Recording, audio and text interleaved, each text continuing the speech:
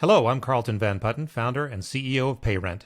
Welcome to the Keys to Success podcast, where we unlock the secrets to smarter investments, smoother tenant management, and bigger profits, one episode at a time. Ready to master your property game? Let's dive in.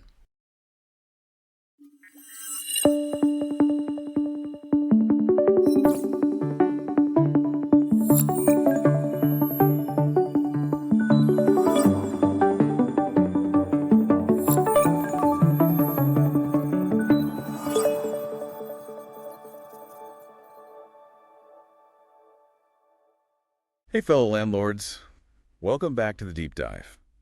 You know how this works. We take a mountain of research and break it down to the stuff that you actually need to know. And today we're tackling a topic that's deceptively simple. Subletting. Yeah, subletting. It sounds straightforward, right? A tenant wants to rent their place out to someone else. But as experienced landlords, we know it's rarely that simple. Right. It's like this whole other layer of complexity gets added on. Yeah, because now you've got this three-way relationship between you, the original tenant, and the subtenant. Exactly. And everyone's got their own priorities. And those priorities, they don't always align. Definitely not. So today, we're going to unpack all of that. We are. We'll explore the potential benefits for everyone. Of course. The hidden headaches that can pop up. Oh, yeah. And most importantly, the most important part. how you can protect yourself as a landlord when subletting comes knocking on your door. Because that's what matters at the end of the day. So let's start by putting ourselves in the tenant's shoes. Why would they even want to sublet in the first place? Well, think about it. Let's say your tenant lands an amazing job. Oh, yeah. In another state, but they're stuck in a lease with you. I've been there. Or maybe they have to move to take care of a family member. Right. Subletting seems like the perfect solution. For them, at least? Yeah, for them it's a win-win. They don't break their lease and you don't have a vacancy. That's true. But let's flip the script and look at it from your side as the landlord. What are the potential downsides that we need to be aware of? The big one, loss of control. Oh, yeah. You might not get to screen the subtenant as thoroughly as you would a regular tenant. Meaning you could end up with a subtenant who doesn't meet your standards. Yeah.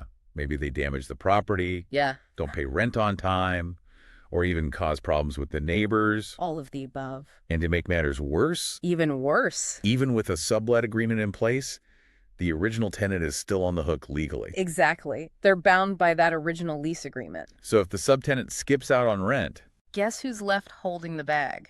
the landlord. Ah! Ouch, that's a tough spot to be in. So how can we protect ourselves when a tenant asks to sublet?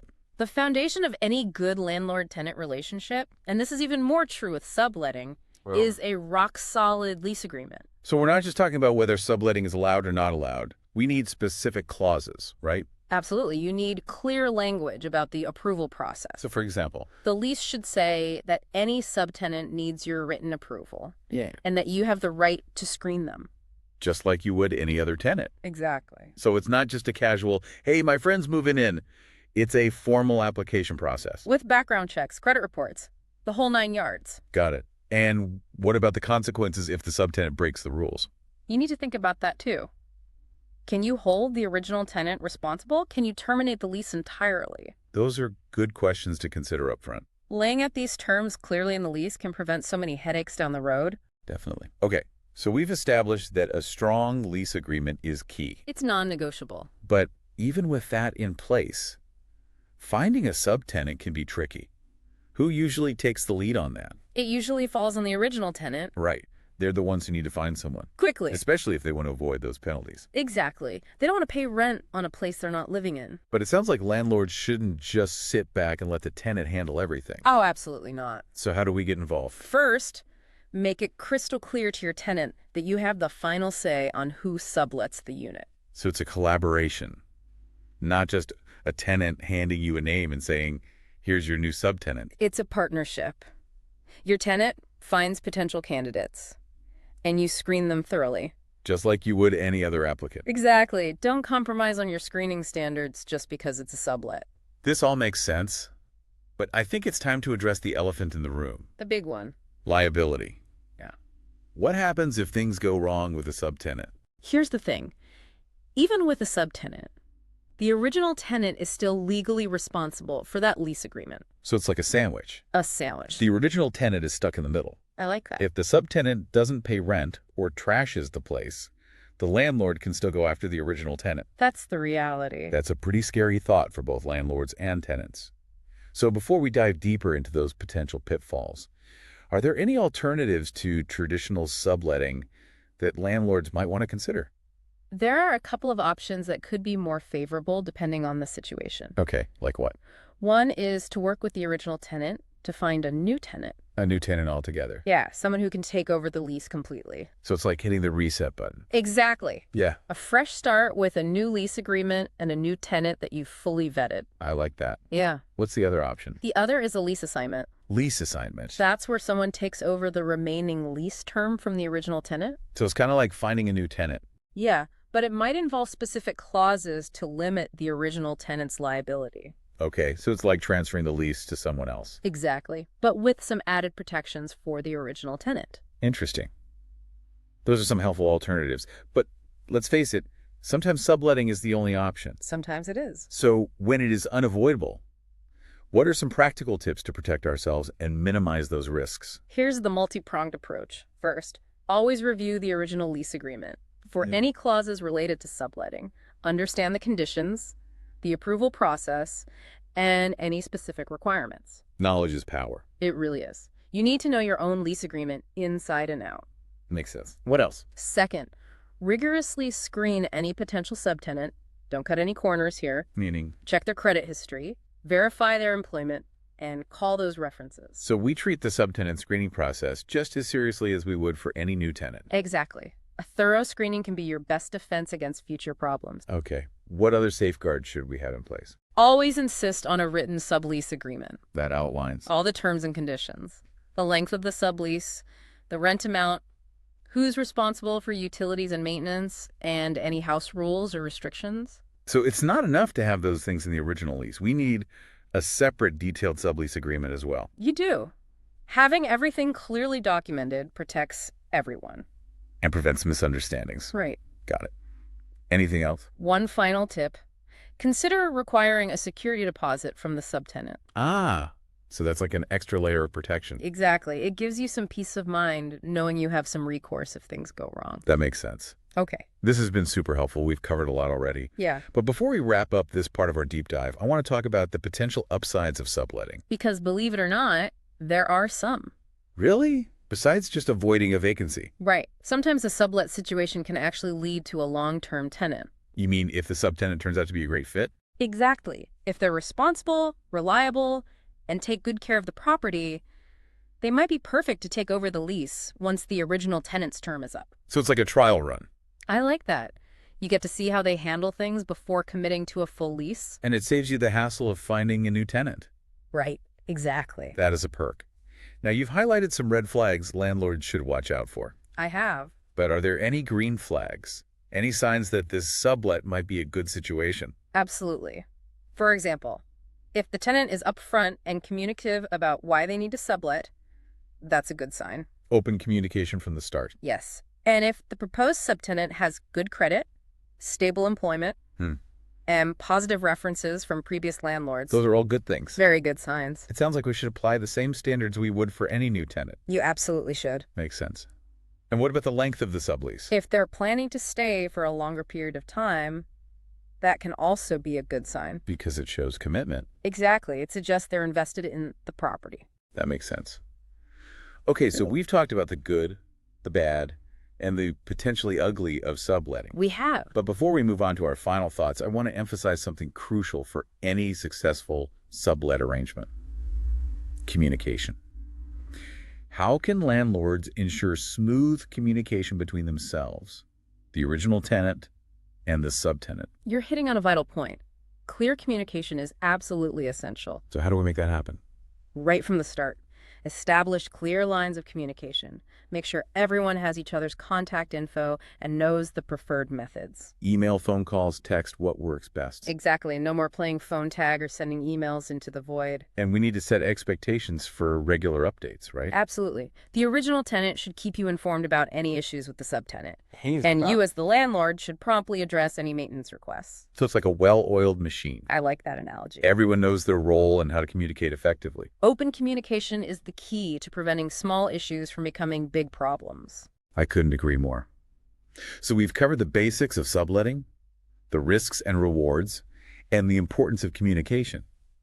But before we move on, I want to leave you with a thought-provoking question to consider. Okay, I'm listening.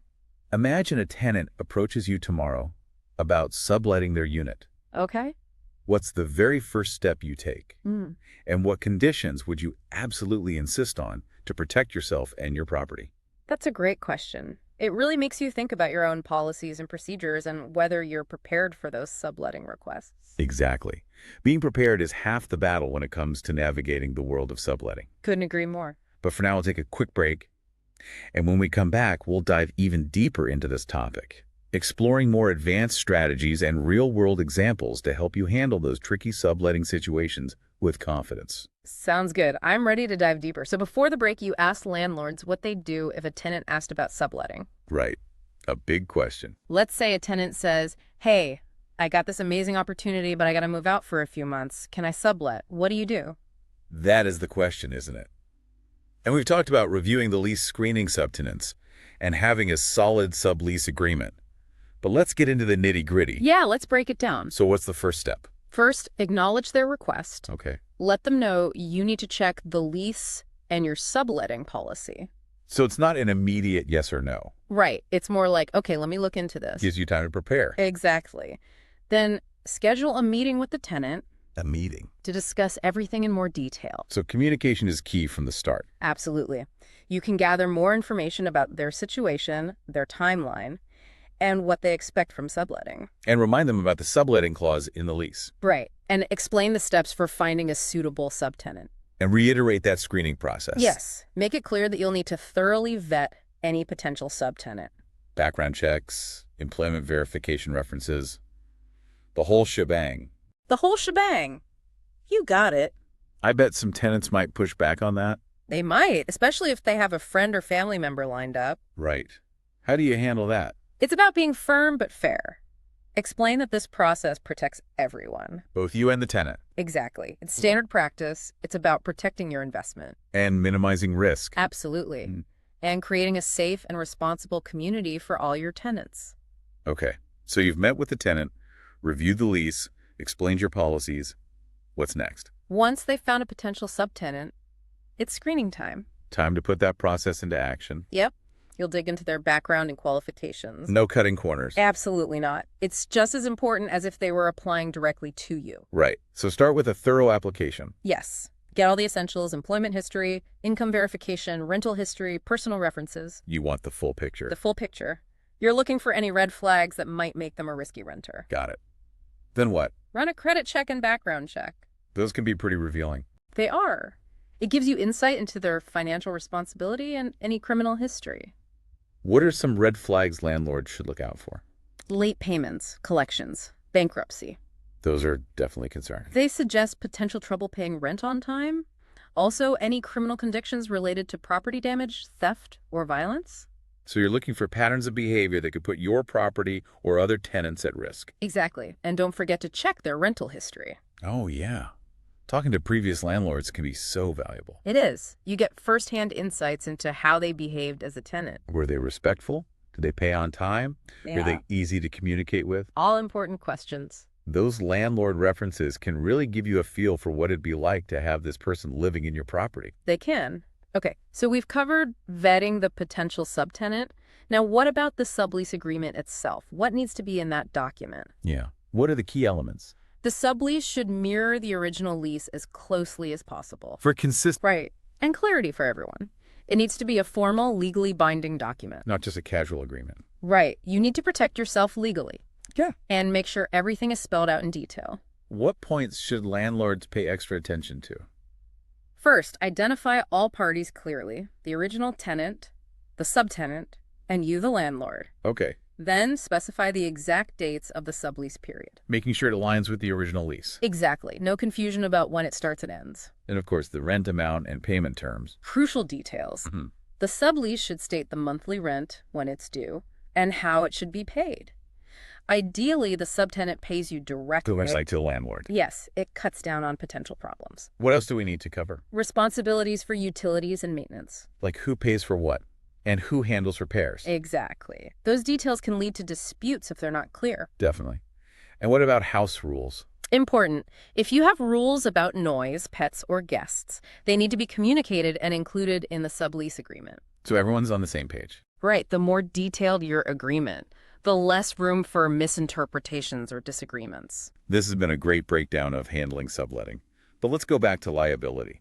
Even with a solid lease and sublease, what legal pitfalls do landlords need to watch out for? Remember, the original tenant is still legally bound by the original lease. Even with a subtenant? Yes. So if the subtenant damages the property or doesn't pay rent, you can still hold the original tenant responsible. So the landlord still has a legal relationship with the original tenant? Exactly. And the original tenant is ultimately responsible for making sure the subtenant follows the lease agreement. That's a lot of responsibility. Are there ways to mitigate that risk? Yes. One strategy is requiring the original tenant to provide a guarantor for the subtenant. A guarantor. Someone who agrees to be financially responsible if the subtenant doesn't meet their obligations. So it's like a backup plan. Exactly. A safety net. Right. It gives you peace of mind knowing someone else can be held accountable. That's a good tip. Any other legal strategies? You can include a clause in the sublease that makes the original tenant responsible for any damages caused by the subtenant. So they're taking on the responsibility for the subtenant's actions. Right. It shifts some of the liability back to them. Makes sense. But it's important to have these legal strategies reviewed by an attorney. Absolutely. Make sure they're enforceable in your jurisdiction. Okay. We focused a lot on the risks. But can subletting ever be a win-win? It can. Sometimes it's a positive experience for everyone. For example? If a tenant needs to relocate for work or family, subletting lets them fulfill their lease obligations while keeping the property occupied. They maintain their good standing and avoid breaking the lease. Right. And for landlords, it means continuous rental income and a well-maintained property. No vacancy. Exactly. And it can even lead to a long-term tenant. If the subtenant is a good fit. Yes. They could take over the lease once the original tenant's term is up. A trial period. Exactly. Now, before we wrap up this part, I want to bring up communication again. Crucial throughout the entire process. Especially when handling issues or disputes. Because things don't always go smoothly. So how can landlords navigate those tricky situations and keep a good relationship with both tenants? Address issues promptly and professionally. If the subtenant is late with rent or breaks the lease, don't wait. Communicate clearly with both tenants. Outline the issue and what needs to happen. Exactly. Be proactive. Don't let problems escalate. And document everything. Yes. All communication notices actions taken. It creates a record in case you need to take further action. That's important. Okay.